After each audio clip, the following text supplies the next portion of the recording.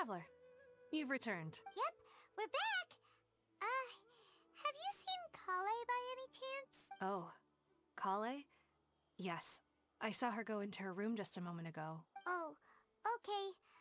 Guess we'll just have to wait and talk to her tomorrow then.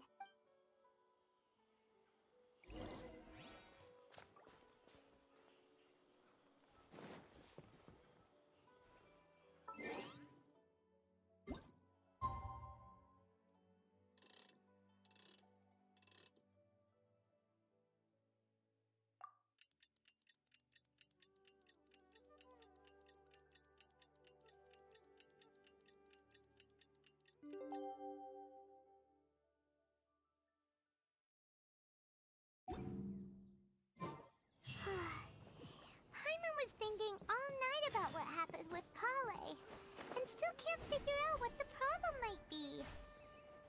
Maybe she's in a better mood now. Let's go check on her.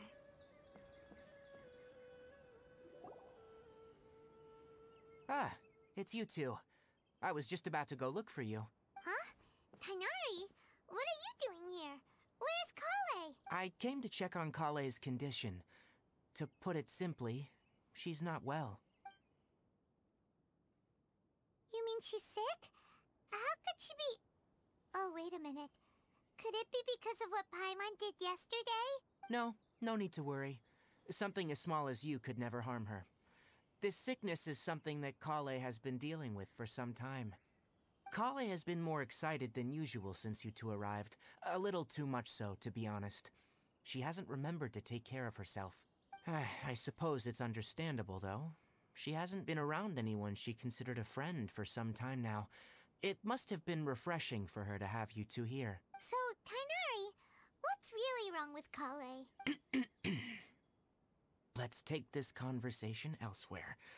Kale just fell asleep after taking her medicine. She needs some peace and quiet.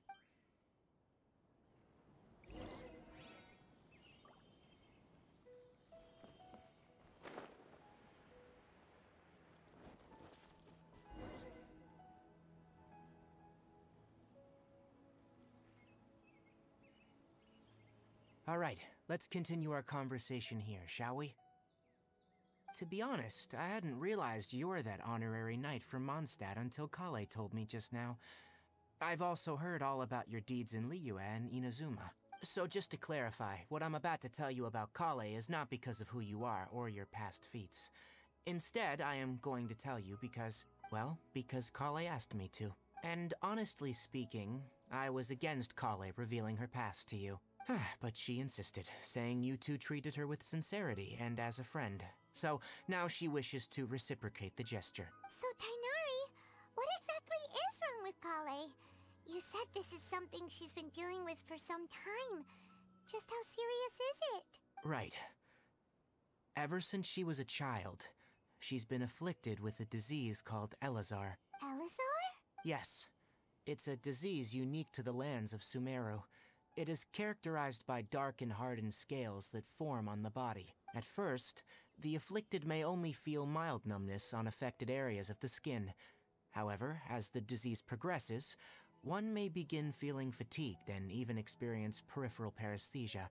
In its final stages, the disease strips a person of the ability to control their own body, and they effectively become completely immobile. That sounds terrifying.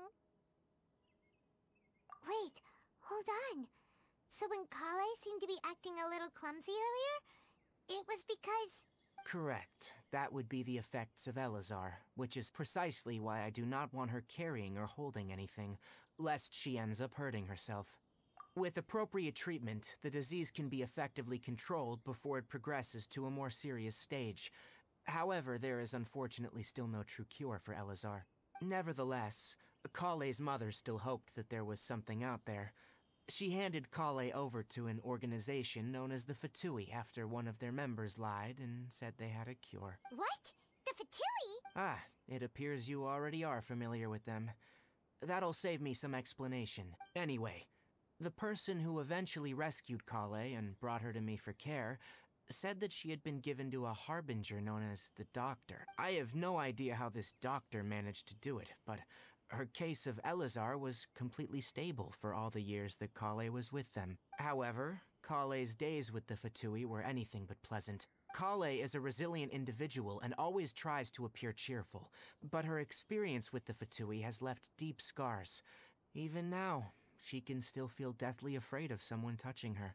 Oh, Paimon had no idea Kale's been through so much suffering. Oh, by the way, Paimon, Kale wanted me to tell you that she's sorry for scaring you yesterday.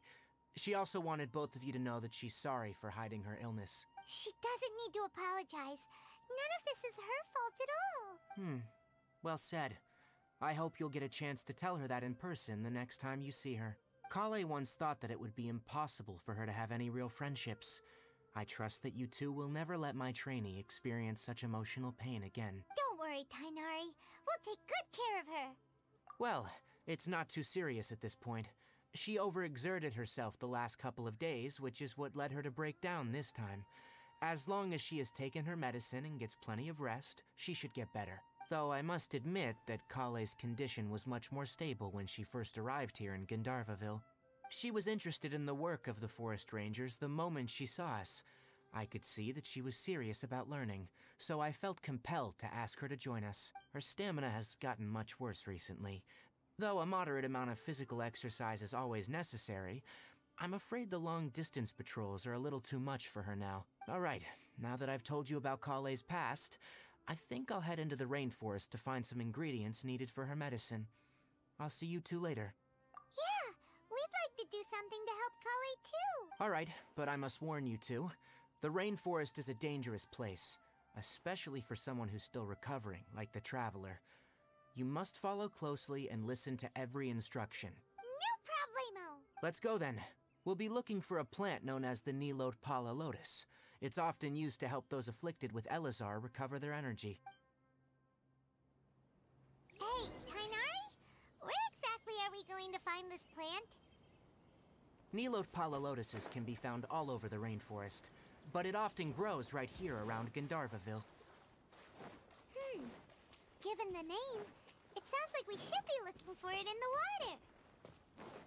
You are correct. The Nilot Pala Lotus grows in the water.